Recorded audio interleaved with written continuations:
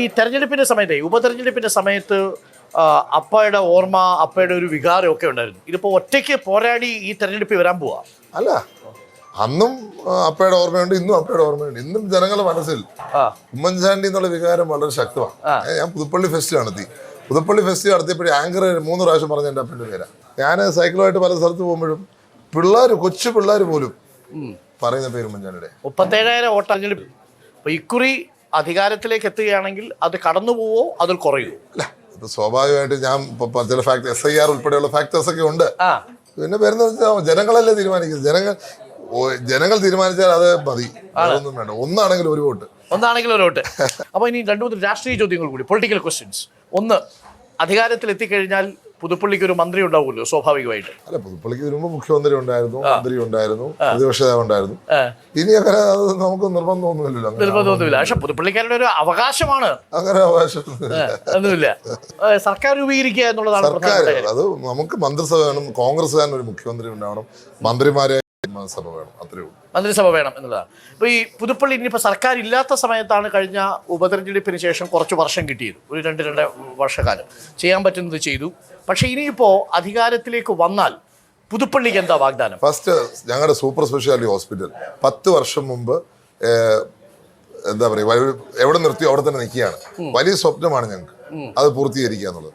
ഞങ്ങളുടെ ഈ തൊട്ടപ്പുറത്തെ പഞ്ചായത്താണ് അയർക്കുന്നത്തെ വാരക്കടവ് പാലം, കമ്പനിക്കടവ് പാലം, പാലങ്കൽ പാലം. 2 പാലം പൂർത്തീകരിക്കാനുണ്ട്, 1 പാലം പുനർനിർമ്മിക്കാനുണ്ട്. അനങ്ങുന്നില്ല. പാലം അവിടെ പറഞ്ഞു. ഞങ്ങളുടെ സിവിൽ സ്റ്റേഷൻ പാമ്പാടിയിലെ അത് അനങ്ങുന്നില്ല. വില്ലേജ് ഓഫീസായിട്ട് തറക്കല്ലിട്ട് ഉമ്മൻചാണ്ടി സർക്കാർ പോയപ്പോൾ അത് സിവിൽ സ്റ്റേഷൻ ആക്കണമെന്ന് പറഞ്ഞു. ഇവര് വില്ലേജ് ഓഫീസ് തറക്കല്ലിട്ട് 4 വർഷമായി അനങ്ങുന്നില്ല. അപ്പോൾ UDF അധികാരത്തിൽ വന്നാൽ പാമ്പാടിക്ക് ഒരു സിവിൽ സ്റ്റേഷൻ, പുതുപ്പള്ളിക്ക് റവന്യൂ ടവർ, അതുപോലെ തന്നെ ഈ 3 പാലങ്ങൾ ഉറപ്പാണ്, അടിയന്തരമായി. അതിപ്പോ താങ്കൾക്ക് റവന്യൂ വകുപ്പ് കിട്ടിയാലും ഇല്ലെങ്കിലും ഈ ശകരം പണ്ട് ഓക്കെ, ശരി. അപ്പൊ ചാണ്ടി ഉമ്മൻ 2 കാര്യങ്ങൾ. ഇപ്പോൾ ഭരണപക്ഷം ഇടതുപക്ഷ ശക്തമായ പ്രചരണം കൊണ്ടുപോയി ഇരുണ്ട കാലം എന്ന് പറഞ്ഞുകൊണ്ടാണ്. ആ ഇരുണ്ട കാലം എന്ന് പറഞ്ഞുകൊണ്ടുള്ള പരസ്യം കാണുമ്പോൾ താങ്കൾക്കൊരു വിഷമം ഉണ്ടാവുന്നു? ഇരുണ്ട കാലം എന്നുള്ളത് സൃഷ്ടിക്കപ്പെട്ട കാലം. ഇരുട്ട് സൃഷ്ടിച്ചതാണ്. സൃഷ്ടിച്ചവരാണ് ഇന്ന് വെളിച്ചമാണെന്ന് പറഞ്ഞ് അധികാരത്തിലിരിക്കുന്നത്. അവരാണ് വെളിച്ചം എന്ന് പറഞ്ഞ് അധികാരത്തിലിരിക്കുന്നവർ. ഈ ഇരുട്ട് സൃഷ്ടിച്ചിട്ട് വന്നവരാ. സോളാർ ഉൾപ്പെടെയുള്ള കാര്യങ്ങളിൽ പ്രശ്നങ്ങൾ ഉണ്ടാക്കി. നല്ല ചമ്മന്തിയുണ്ട്. അതെ. ഒഴിക്കട്ടെ. നല്ല ചമ്മന്തി. അങ്ങനെ ഒരു ഇരുണ്ട കാലം സൃഷ്ടിച്ചതാണ് എന്നുള്ളത് നമുക്ക് മറക്കാൻ പറ്റത്തില്ല. അതായത് ഇരുണ്ട കാലം എന്ന് പരസ്യം വരുമ്പോ അതിനെ എങ്ങനെ നിങ്ങൾ പ്രതിരോധിക്കാൻ പോകുന്നത്? പ്രതിരോധിച്ചുകൊണ്ടിരിക്കുന്നത് ഇന്നും മുഖ്യമന്ത്രിയുടെ ഫേസ്ബുക്ക് പോസ്റ്റ്. കൊച്ചി മെട്രോ ഇരുണ്ട കാലമാണോ? കണ്ണൂർ എയർപോർട്ട് ഇരുണ്ട കാലമാണോ? വിഴിഞ്ഞം പോർട്ട് ഇരുണ്ട കാലമാണോ? എല്ലാ ജില്ലയിലും മെഡിക്കൽ കോളേജ് ഇരുണ്ട കാലമാണോ? കോക്ലിയർ ഇംപ്ലാന്റേഷൻ ശ്രുതി തരംഗം ഇരുണ്ട കാലമാണോ? കാരുണ്യ സ്കീം ഇരുണ്ട കാലമാണോ?